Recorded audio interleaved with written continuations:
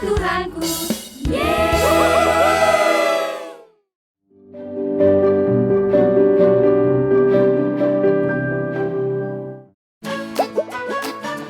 Piring yang berharga dan suci. Animasi ini pasti seru. Aku harus ajak teman-teman desa Yejo untuk menontonnya bersama-sama nih. Wah.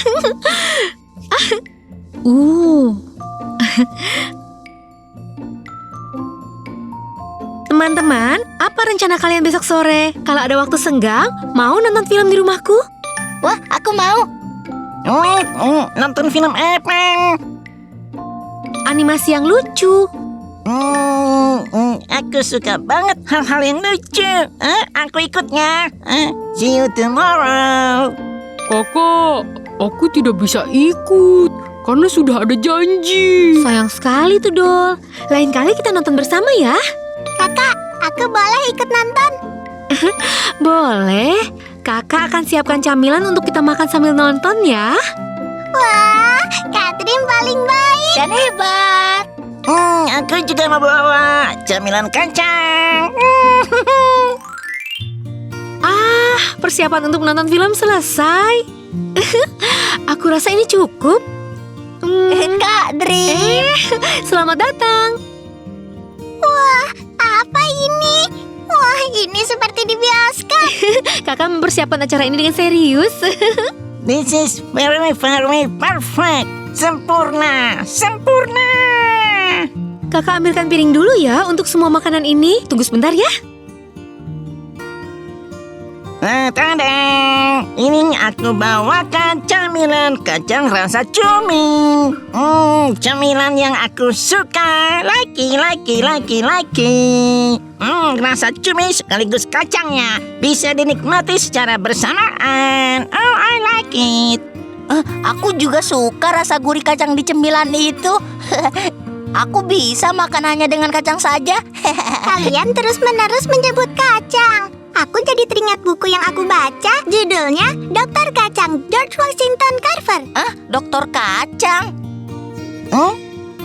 Dokter kacang itu ada ya? Ayo coba ceritakan tentang dokter itu. Ya, baiklah. Ya. Lihat bajunya. Iya, bau. Kamu bau, mandi gak sih? Aduh, iya. Mandi gak mandi, sama aja.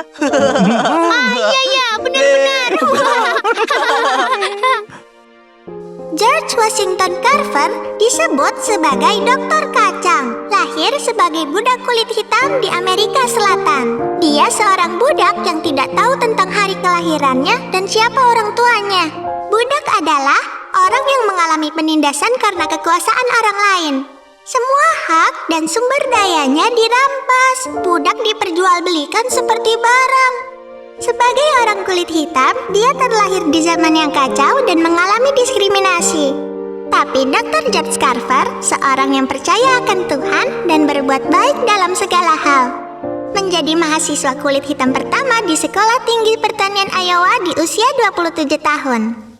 Saya ingin memberi harapan kepada orang-orang yang menderita kemiskinan seperti saya. Saya akan rajin belajar dan menciptakan sesuatu untuk mereka.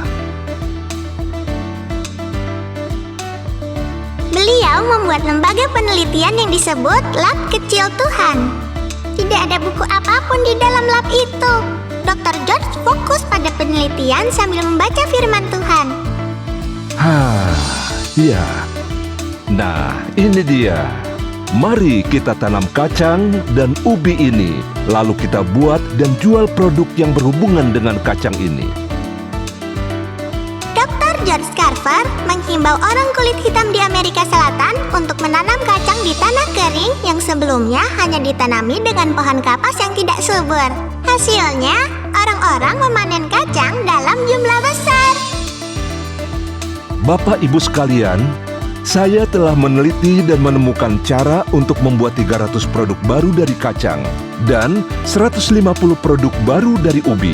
Jika kita membuat dan menjual produk ini, maka kondisi kita akan jauh jadi lebih baik. Terima kasih, dokter. Minyak minyak goreng dan obat yang berkaitan dengan kacang terus-menerus dikembangkan, sehingga para petani berhasil mendapatkan uang dan hidup dengan baik. Carver, benarkah kau memberikan keterampilan dan teknologi yang kau teliti dan buat secara gratis dimanapun bila ada yang membutuhkannya? Tentu saja.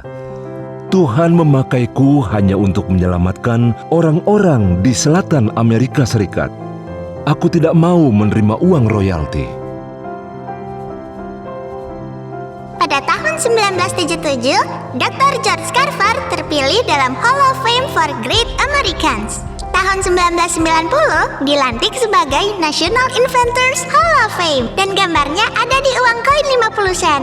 Aku bisa belajar dengan tekun dan sekuat tenaga, bukan karena kuatku, tapi karena Tuhanlah yang memakaiku.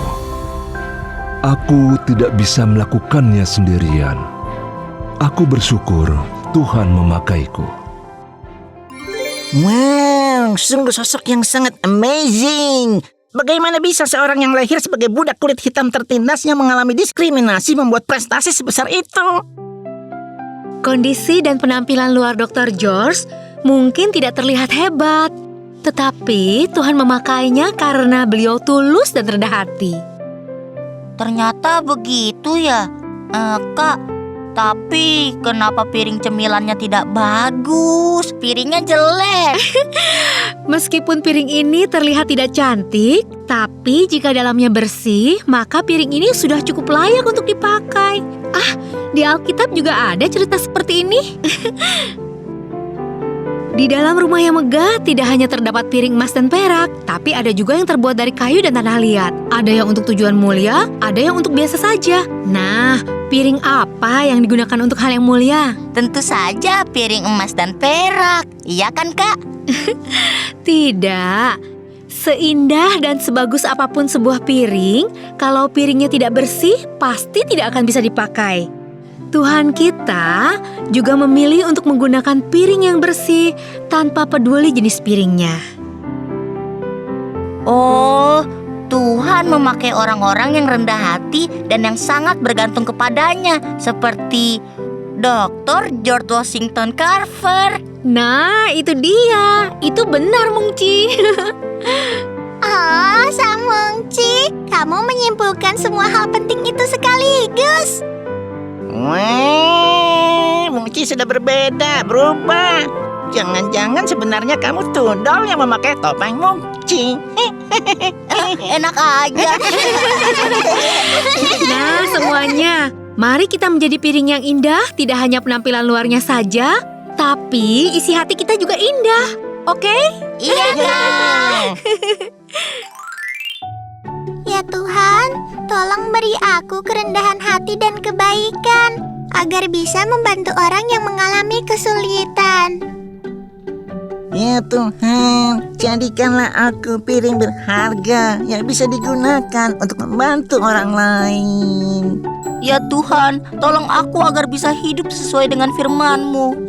Tolong singkirkanlah kebohongan di hatiku ini, dan isilah dengan kekudusan dan kejujuran. Aku ingin jadi piring bersih yang dipakai oleh-Mu. Berikanku kerendahan hati dan rasa syukur untuk memuliakan nama-Mu.